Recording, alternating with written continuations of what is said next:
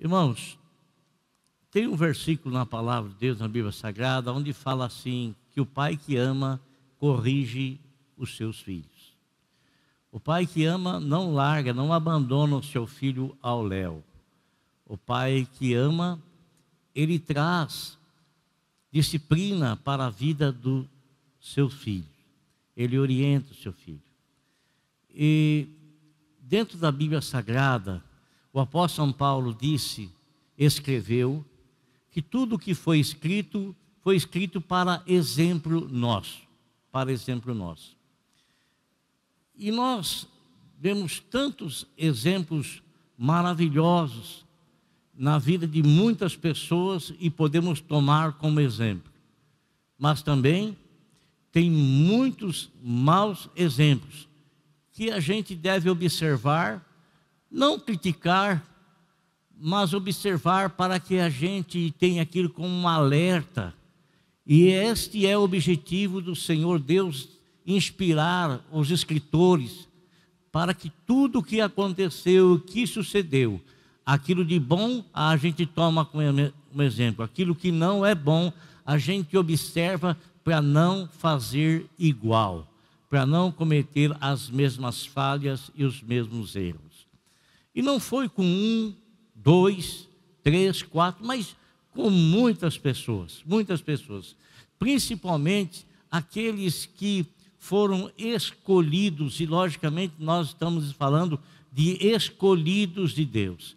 Escolhido de Deus como Davi foi escolhido, como Ezequias foi escolhido, como Saul também, muito embora houve um clamor do povo, mas Deus separou aquela pessoa segundo a visão humana, segundo a escolha do homem. Então o Senhor deu um rei segundo aquilo que o homem desejava, segundo aquilo que o homem queria, segundo aquilo que o homem iria escolher. E o Salomão, filho de Davi também, e tantos outros que eram imbuídos de autoridade, tinham autoridade. Deus nunca foi conivente com o erro de nenhum dos seus filhos. Nunca. Ele nunca deixou absolutamente nada encoberto. Aliás, Salomão escreveu, não há nada encoberto que não haja de ser revelado. O que foi que o levou a escrever esse versículo? Será que houve alguma coisa na vida dele, e que ele chegou a essa conclusão, porque talvez ele tenha tentado fazer alguma coisa às ocultas, às escondidas, e Deus trouxe aquilo às claras? O Senhor Jesus Cristo fez uma advertência para nós.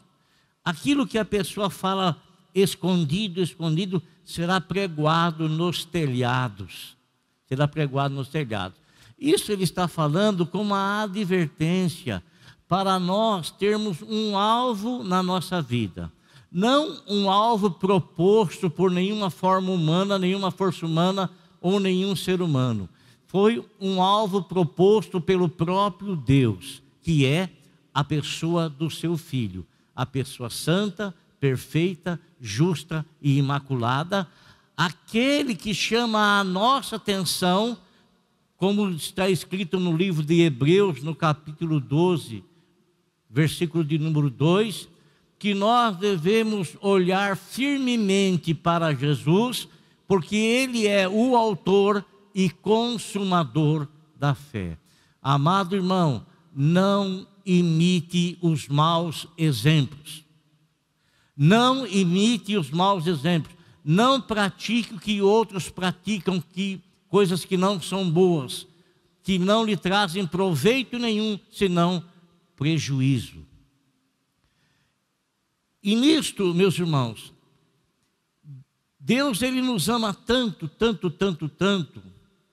que o Senhor Jesus Cristo disse certa ocasião, numa oração que ele fez ao Pai: Pai, de todos os que o Senhor me deu, nenhum deles se perdeu, porque todos que foram dados por Deus ao Senhor Jesus Cristo estão nas mãos do Senhor.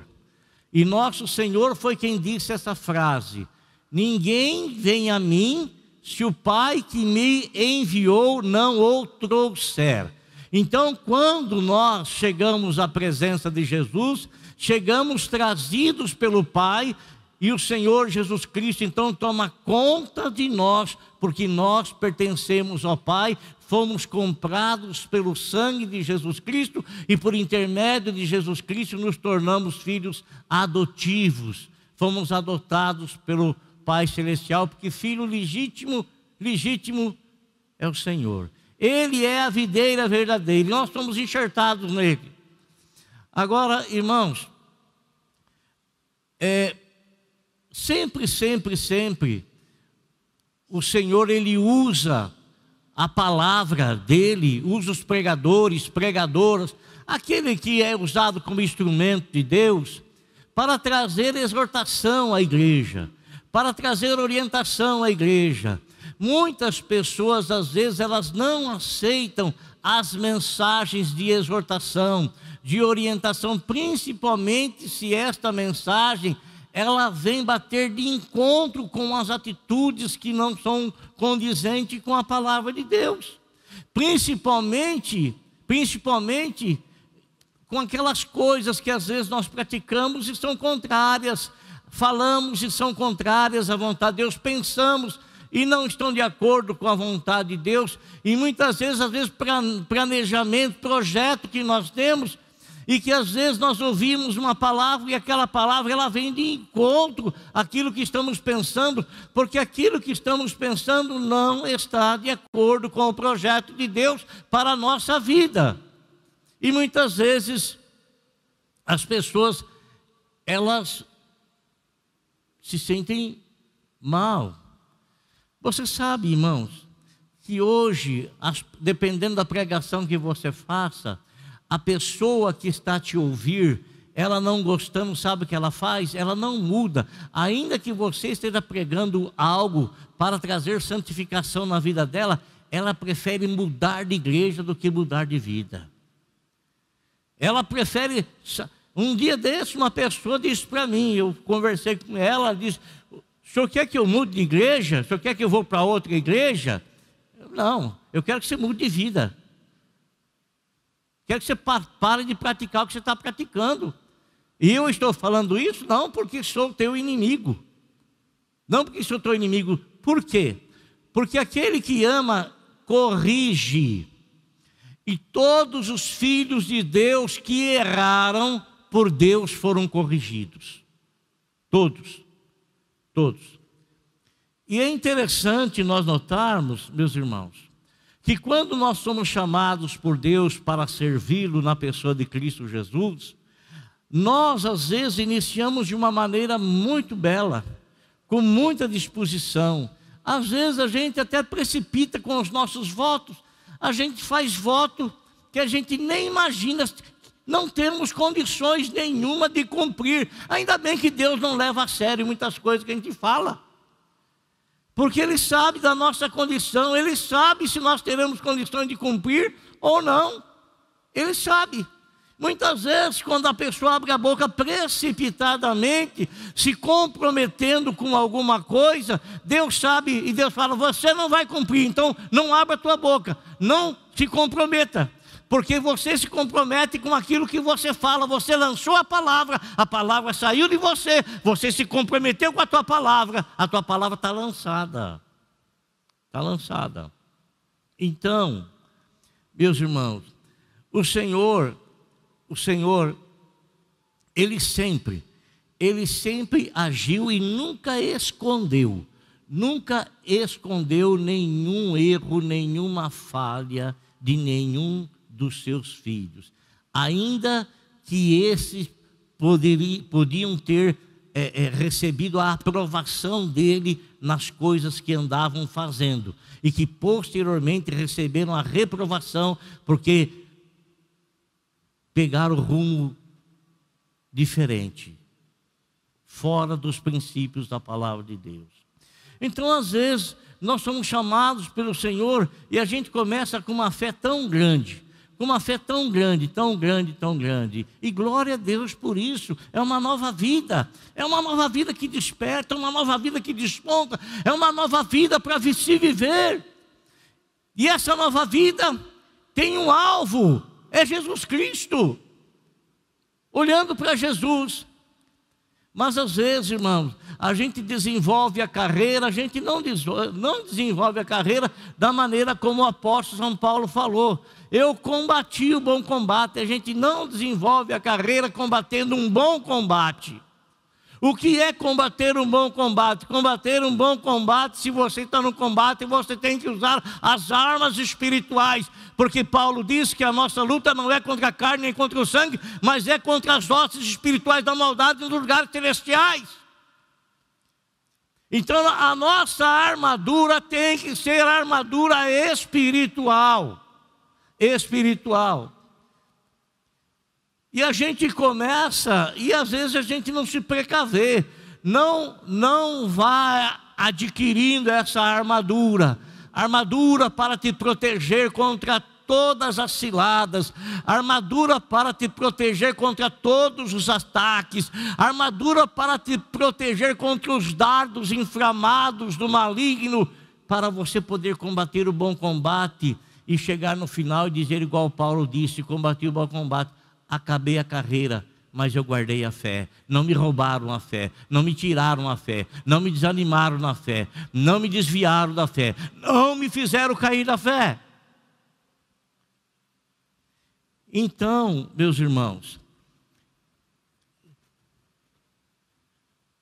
há um verso na palavra de Deus que eu quero ler como texto aqui para a nossa mensagem.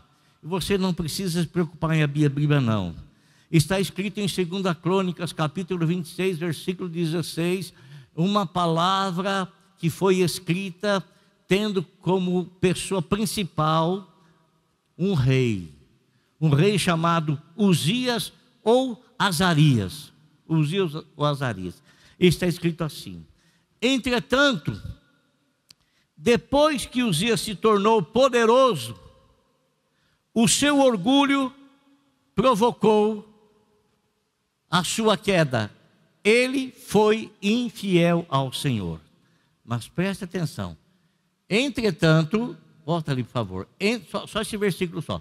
Entretanto, depois que Uzias se tornou, ele não era poderoso, ele se tornou. O que aconteceu? Depois que ele se tornou poderoso, o seu orgulho, algo que estava dentro dele, mas que antes dele se tornar poderoso, não havia se realçado, não havia se exteriorizado, não havia saído de dentro para fora. Outrora ele tinha controle sobre isso, mas agora poderoso, ele já não tinha mais o controle sobre o seu orgulho, e foi o seu orgulho que provocou a sua queda. O seu orgulho provocou a sua queda. Por quê? Porque ele foi infiel ao Senhor. Amados, Davi foi um homem segundo o coração de Deus. Está escrito na palavra, está escrito. Mas ele sendo um homem segundo o coração de Deus, isso não impediu de que ele viesse a levar um tropeção terrível, um tropeção feio. Mas o Senhor o amava.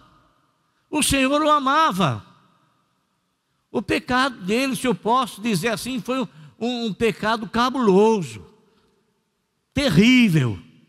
Não foi um não, foram vários, foi uma sequência, porque uma coisa vai chamando a outra. Aí tenta se endireitar o pecado com outro pecado, e vai chamando, e aquilo vai se tornando uma bola de neve, e a pessoa acaba envolvida naquilo e não consegue mais sair do meio. Mas o amor que Deus tinha por ele era tão grande, que o Senhor levantou um profeta, e esse profeta foi lá confrontá-lo, foi lá expor o pecado na cara dele. Expor o pecado. Irmão, expor o pecado na cara da pessoa, porventura, é uma maneira de humilhá-la, de envergonhá-la, ou é uma maneira de fazê-la enxergar e, consequentemente, chamá-la ao arrependimento, devido ao amor que você tem por aquela alma, por aquela pessoa. Hoje, se o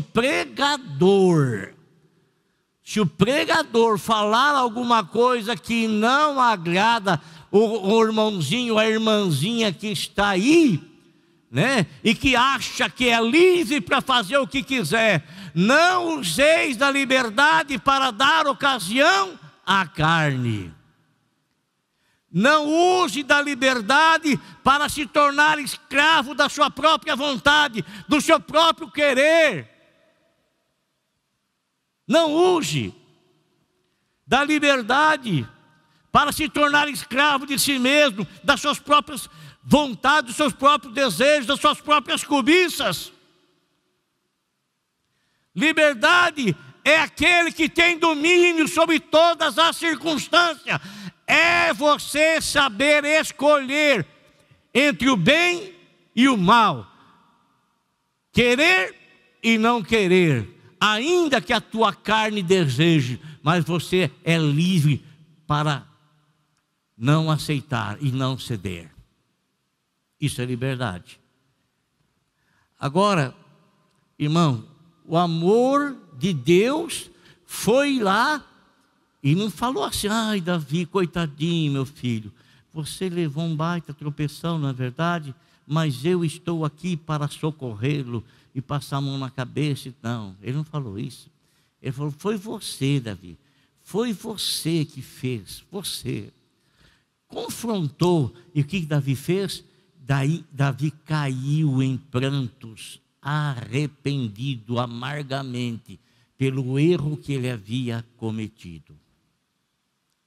Amargamente. Irmãos, uma outra coisa.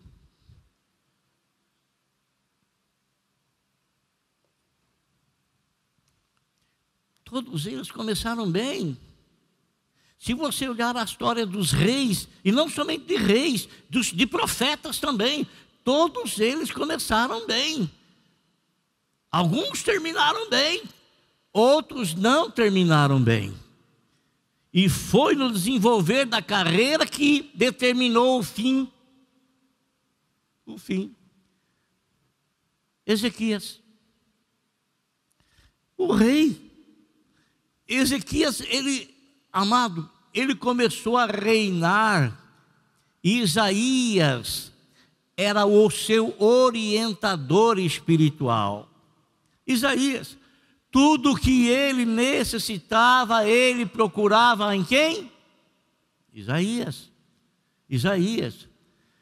E enquanto Isaías lhe dava as orientações para as coisas que ele buscava, que ele precisava, que ele pedia, que ele falava com Deus, e ele colocava tudo em prática, o que aconteceu? Aconteceu que Deus foi dando a bênção a ele, ele foi crescendo, ele foi prosperando.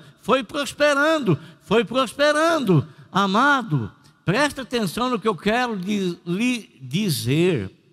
A bênção de Deus acompanha aqueles que lhe são obedientes. Acompanha.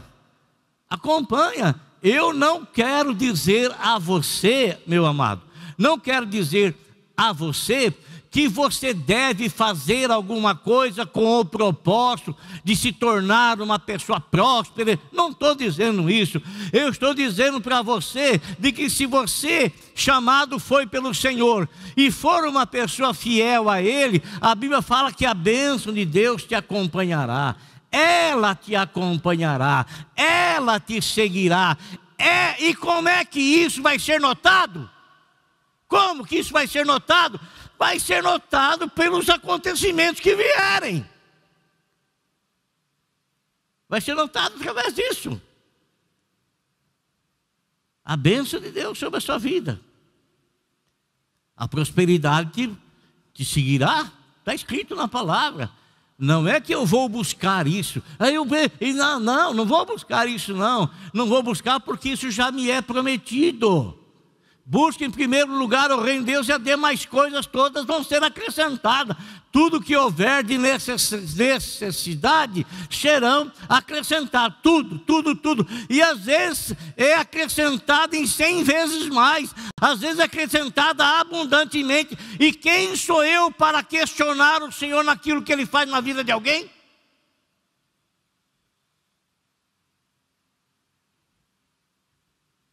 Eu tenho que dar glória a Deus. Glória a Deus. Então, meus irmãos, Ezequias, ele cresceu.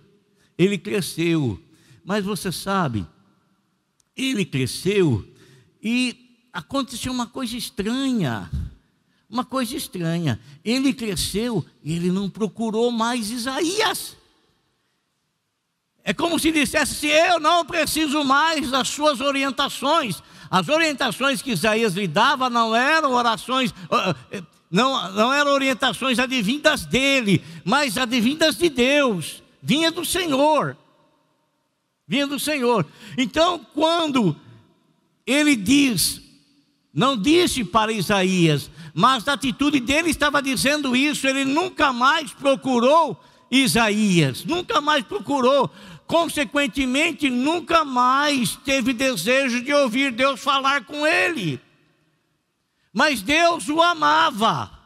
Por que Deus o amava? Porque de princípio ele foi um homem de coração reto, íntegro diante de Deus. E o que a Bíblia fala? Ezequias, o que aconteceu com ele? Adoeceu. A gente não sabe, irmão, mas tem muitas maneiras com as quais Deus lida com a gente, usa para chamar a nossa atenção. Às vezes a gente está tão distante de Deus, de repente o vento começa a soprar de uma maneira tão forte, que a pessoa fala assim, quer saber de uma coisa? Eu vou procurar Deus. Deus está querendo você. Deus está querendo a tua pessoa. E até quando você vai mostrar resistência a isso? Até quando você endurecerá o teu coração? Até quando você não reconhecerá que aquilo que você necessita não é outra coisa não? E não adianta você colocar outra coisa como uma necessidade maior. A tua maior necessidade, a minha maior necessidade é Deus. É Deus. Maior necessidade do homem é Deus. Então o Senhor fala para Ezequias, ficou doente, subiu numa cama, ia morrer. Por quê? Porque ele deixou o caminho do Senhor e ele trilhou seus próprios caminhos. O que ele estava colhendo em seus próprios caminhos era a morte. É o que todo homem colhe em seus próprios caminhos, porque o salário do pecado é a morte. Todo homem colhe em seu próprio caminho a morte. Existe um único caminho de vida, que é Jesus Cristo, nosso Senhor e Salvador. Irmão, o Senhor fala para Isaías, chegou a hora, chegou o momento, o rapaz está com o coração quebrantado, ele está numa cama, e lá numa cama ele está perguntando, mas o que será que aconteceu comigo? Por que aconteceu isso comigo? O que sucedeu? Por que foi? O que aconteceu? O que foi? Vamos lá conversar com ele. E o Senhor ordena que Isaías vá lá.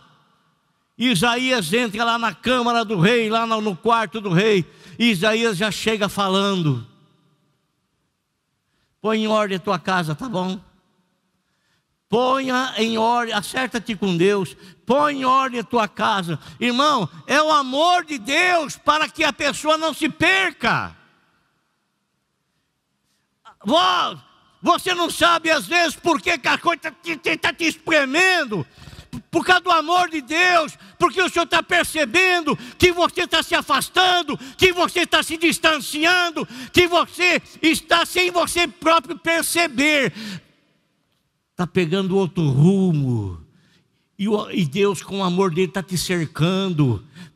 Esse amor pode ser demonstrado através de uma situação difícil que você está vivendo, de uma situação difícil que você está encontrando no seu próprio caminhar, e Ele quer te livrar, e Ele quer chamar você para perto, e Ele quer que você volte para Ele, e Ele quer que você seja sincero diante dEle, que você tenha integridade diante dEle.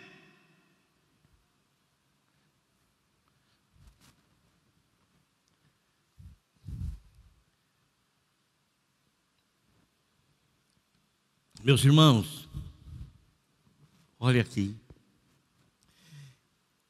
Esse rapaz, você sabe o que aconteceu, não é?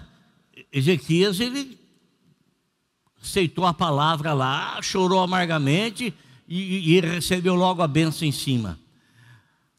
Esse rapaz que nós estamos falando aqui, Uzias, o Azarias, irmão, ele começou a reinar tão cedo, 16 anos. 16 anos. Ele começa a reinar com 16 anos, e ele tem alguém que está orientando a vida dele. Alguém que está orientando a vida dele. Não. Ele percebe que as orientações que ele tem recebido, essas orientações, ela tem vindo de Deus. Deus tem usado o seu tutor e está guiando ele. E o que está acontecendo? Ele está percebendo que as bênçãos estão chegando sobre a vida dele, está percebendo que o reino dele, ele novinho ainda, mas o reino dele já começa assim a ser abençoado, a prosperar. E ele continua naquela fidelidade com Deus e íntegro diante do Senhor, e vai,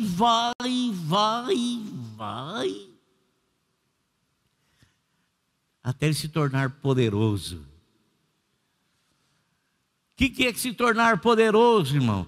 Se tornar poderoso é ele ter um exército imbatível, como ele teve.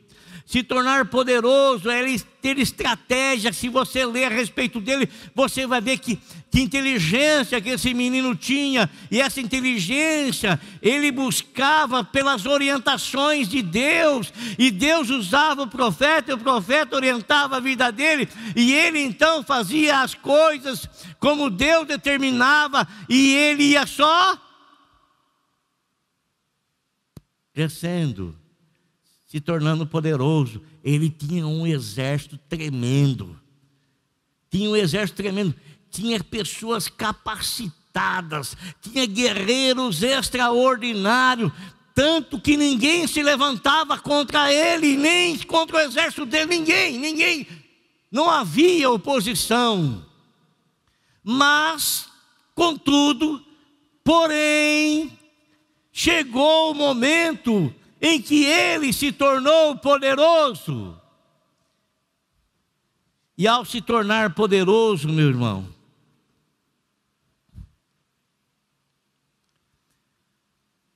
aconteceu algo que desagradou terrivelmente a Deus. Sabe, irmãos, sabe que Deus criou Lucifer, e ele era uma pessoa tremendamente convincente. Ele conquistou o coração de uma terça parte dos anjos. Ele se rebelou contra Deus. Ele tomava conta de um lugar que Deus o criou, e Deus estabeleceu ele ali, fique feliz aí, é aí o lugar que eu te pus, eu te enchi de autoridade. Olha, você é um arcanjo, você toma conta das pedras afogueadas para mim, fica aí esse brilho maravilhoso, essa coisa extraordinária.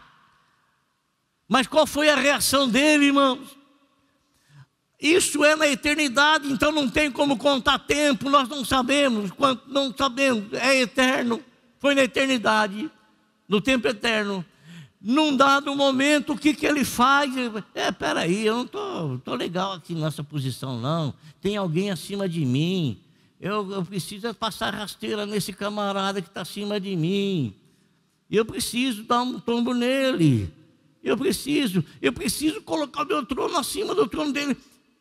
Irmão, ele conseguiu arrastar com ele, convencer uma terça parte dos anjos. Olha que filha da mãe de convincente que ele foi. Né, missionário? Foi ou não foi? Foi convincente? Foi. Foi convincente. Uma terça parte ele enganou junto com ele. Mas o que o Senhor fez com ele? O que o Senhor fez com ele? Arrancou, jogou, tirou tudo que ele tinha, colocou ele em trevas eternas. Trevas eternas, sofrimento eterno. Por quê? Porque ele tinha uma posição, mas ele quis tomar a posição de outro. O Uzias, irmãos, sabe o que ele fez? Ele era rei, poderoso. Então, ele se tornou uma pessoa poderosa e ele achou que Deus estava tranquilo com ele, aceitando tudo que ele fazia. Aceitando tudo. Ele teve a ousadia de entrar no templo, pegar o incensário e querer usar isso que era algo que Deus havia dado aos sacerdotes. Ele era rei, ele foi ungido rei, ele não era sacerdote, ele era um governador, ele não era alguém da linhagem de Arão para oferecer incenso lá no templo. Isso era cabido só aos sacerdotes da linhagem de Arão. Quando ele está no templo tentando fazer isso, irmãos, eu sou rei, quem é que vai me impedir? Eu sou rei. Mas a Bíblia nos fala, meus irmãos, que o sacerdote Azarias, com mais 80 sacerdotes, eles deram de frente. Não te é lícito fazer isso. Você não pertence à linhagem sacerdotal. Você é rei, você foi colocado para reinar a nação e não para oferecer incenso aqui dentro do templo. E resistiram firme. E a Bíblia nos fala que ele ficou tão irado. Como pode? Eu sou rei, eu que ordeno, eu que mando. Os sacerdotes expulsaram ele dali e ele não queria sair, mas de repente, irmão, ele passou na frente de um espelho e ele viu uma mancha terrível na testa dele, uma lepra, a lepra da desobediência, a lepra que simboliza o pecado cometido.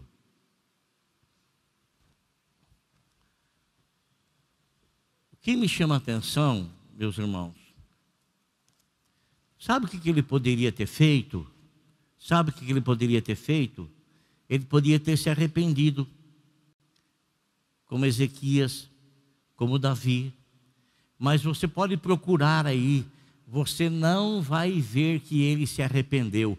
A Bíblia nos fala que ele próprio saiu correndo do templo, com medo de ser morto pelo Senhor lá dentro do templo. Irmão, o Senhor não mata, quem mata é o pecado. O salário do pecado é a morte.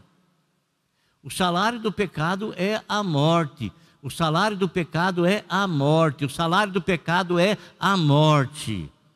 Não era o Senhor que iria, era o erro que ele estava cometendo que iria exterminá-lo, porque isso era algo descrito na palavra. Ele sai correndo do templo, com medo, sumiu, desapareceu. Irmãos, ele tinha governado já 27 anos. 27 anos ele tinha governado. Aí que ele se tornou poderoso. 27 anos de governo, tal, uma maravilha. Ele reinou 52 anos. Mas os últimos 25 anos que ele reinou isolado, fora do palácio, alugou uma casa na periferia, foi morar na periferia e a Bíblia fala que depois de 25 anos ele veio a falecer, mas não há uma palavra de arrependimento, nada da parte dele.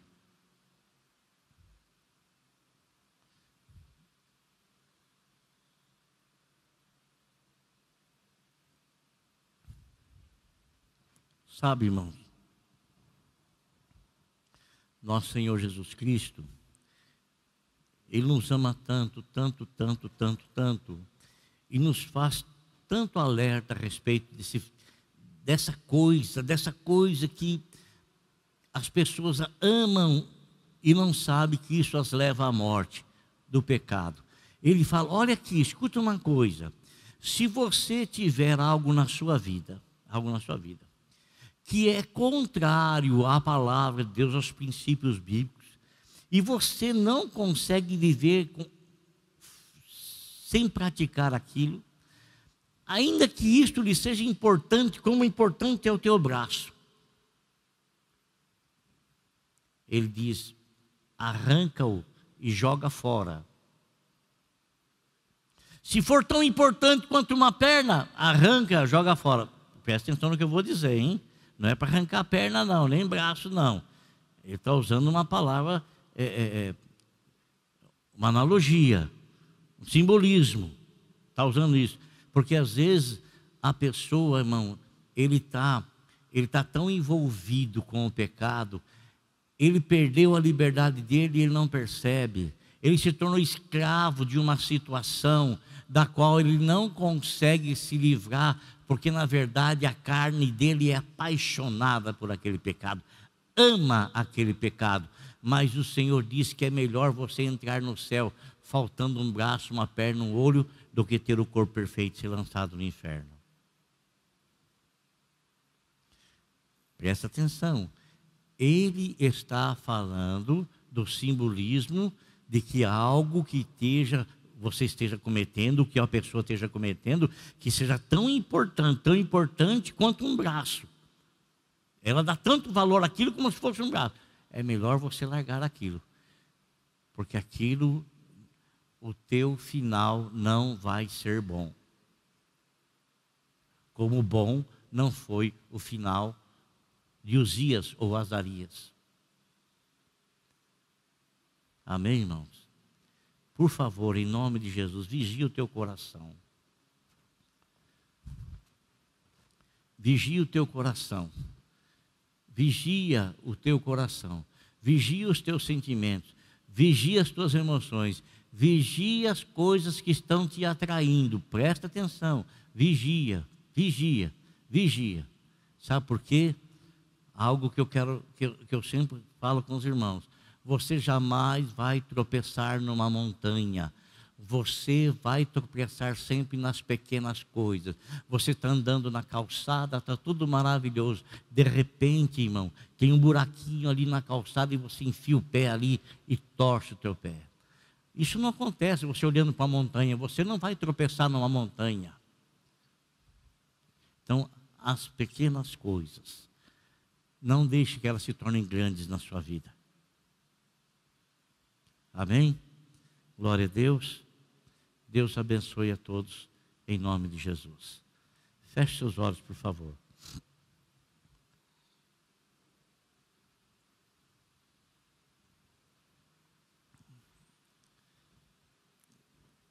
Só um lembrete, irmãos, por favor, olha aqui para mim, por favor. Lá atrás, tem um painel lá de 40 anos de aniversário da igreja. Antes de você ir embora, passa lá, tira uma foto lá. Tira uma foto lá, tem um painel lá, você tira a foto lá e vai ter alguém para te orientar lá, se você quiser fazer, tá bem? Senhor nosso Deus e nosso Pai, eu te agradeço pela vida dos teus filhos. São teus filhos, Meu Deus, o Senhor tem cuidado de nós com os princípios da Tua palavra, com as orientações da Tua palavra. E obrigado, Senhor nosso Deus e nosso Pai, pelo zelo que o Senhor tem com a nossa vida, e que às vezes o Senhor zelo é tão maravilhoso que o Senhor sabe que somente com uma situação difícil nós iremos voltar a andar contigo, voltar a caminhar contigo, voltar a valorizar a vida e a comunhão com o Senhor. Por isso, ó Deus, em nome de Jesus, eu quero te pedir, continue, Senhor, ajudando-nos. Continue, Senhor, meu Deus, nos protegendo. Continue, Senhor, meu Deus, nos guardando com Teu poder, com Tua graça, com Teu amor, com Tua misericórdia, porque nós sabemos que sem Ti nada somos e sem Ti nós nada podemos realmente fazer. E nós não queremos fazer coisas que não estejam de concordância e de acordo com a Tua palavra. Ajuda-nos, ó Deus. Ajuda-nos, ó Senhor. Ajuda-nos, ó Senhor. Ajuda-nos, ó Deus.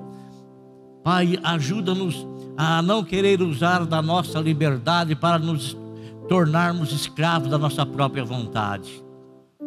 Senhor, em nome de Jesus, abençoa esse Teu povo, esse amado povo do Senhor, esse amado povo do Senhor, que o Senhor deu a vida por ele, morreu por ele, e que o Senhor o corrige, que o Senhor exorta, que o Senhor orienta, que o Senhor derrama graça, derrama bênção, derrama unção, derrama poder, derrama virtude, Senhor, sobre a vida deles.